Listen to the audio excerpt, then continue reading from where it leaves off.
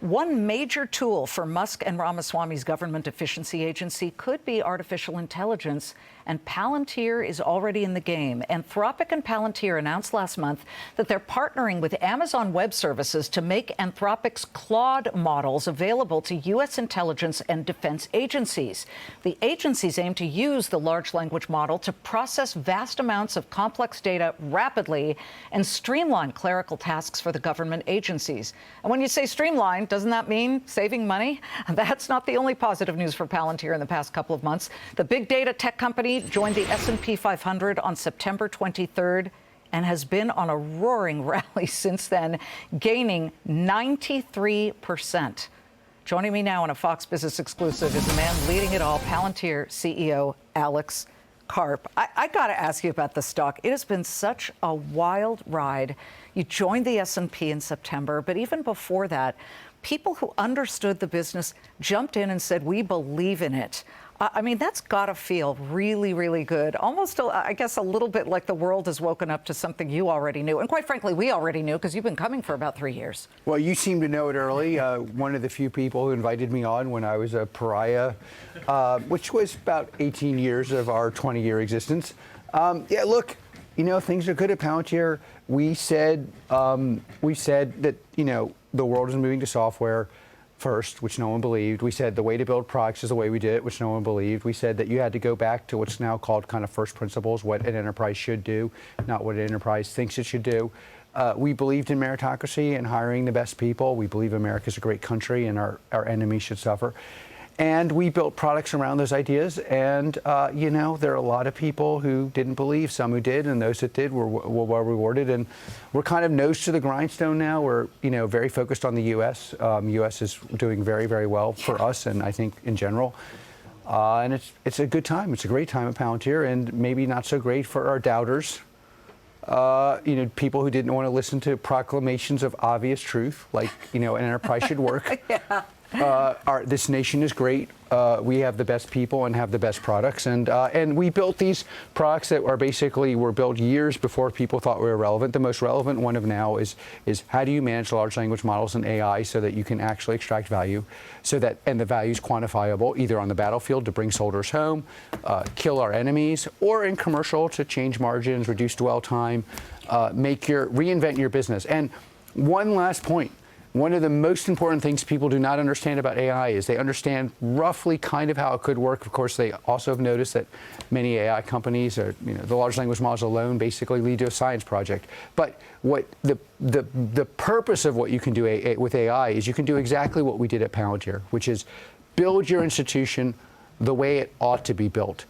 A country ought to have a border. A military ought to be efficient in both how it spends and how it kills and how it protects. An enterprise that's in manufacturing should be able to control the supply chain, should be able to control the workforce, should be able to manage people who are smart but not technical but maybe don't have business acumen.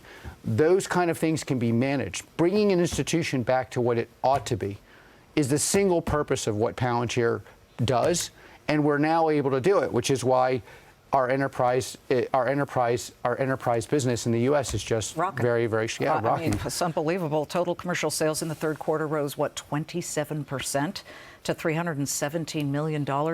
Well, the most important stat for me... Are you trending the same or even better this quarter? Well, obviously, I can't talk about... Yes, you can. Well, unless you want me walking out of here in shackles, I'm already pushing the limits. But yeah, no, I mean, look, our U.S. business grew 44% last quarter, 44%, with a latent, basic, non-existent sales force, with me as a front man offending half of America, or actually the other half loves us. I mean, the people that like believe in truth and justice and meritocracy and having a border, but sticking to our guns. And we've stuck to our guns, and the most important part of our business, that's commercial and government, is growing at a very... And then there's this, for people who aren't in business, there's a rule that's basically like a diagnostic of health, and it's called the Rule of 40. And that Rule of 40, I think we have the highest in the world, 68, which means while you're sitting there, one of the biggest trends that we've had to fight against is the experts are only experts in this country at being wrong. their expertise is, I'm wrong. And they're not even consistently wrong. And so when it comes to Palantir, it's like, oh, they're a services company. Oh, of course you have to build software so that it is a parasitic entity on an enterprise instead of that it actually is aligned with the enterprise. And, so that we are, the actual results force those experts to say, what the F is going on here? It's like I can see their teeth being spat out against the window. Well, isn't that what Elon and Vivek Ramaswamy are doing right now? They're looking at government spending, government inefficiency. I mean, you just talked about making commercial operations more efficient, government operations more efficient. Have you talked to Elon Musk or Vivek about Palantir? Without going into all, Palantir, we want to support the U.S. government. We want to support them. I completely support the mission. And and again, there's two parts of the mission. Getting out waste, figuring out what works, investing in what works.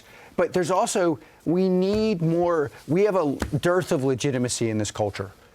Almost all our institutions that are in charge of measuring, fixing, doing things have low legitimacy. Whether they deserve it or not, no one believes when the ICC says something. We believe they're anti-Semitic. We believe that the doctor is politicized. We believe our universities aren't teaching anything valuable. We don't trust. And neither side trusts. And the idea that like blue is right or whatever, no one believes it anymore.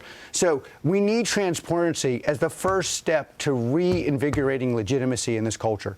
And I wholeheartedly support what they're doing. And God knows, you could not have a better person than Elon doing it. What if they come to you and they say, all those programs that you're doing for the Defense Department, we're cutting back the Defense Department? Okay.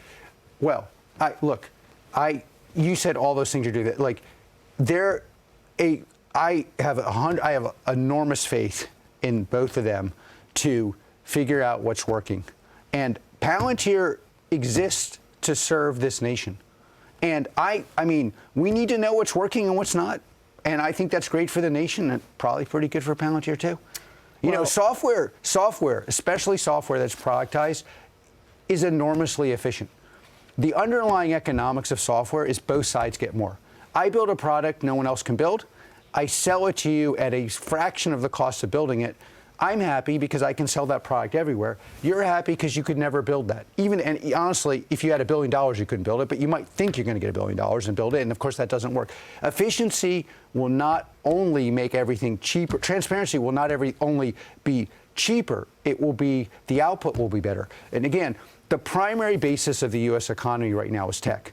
The primary lesson of tech is you get the right people and you spend less. And you get massive output.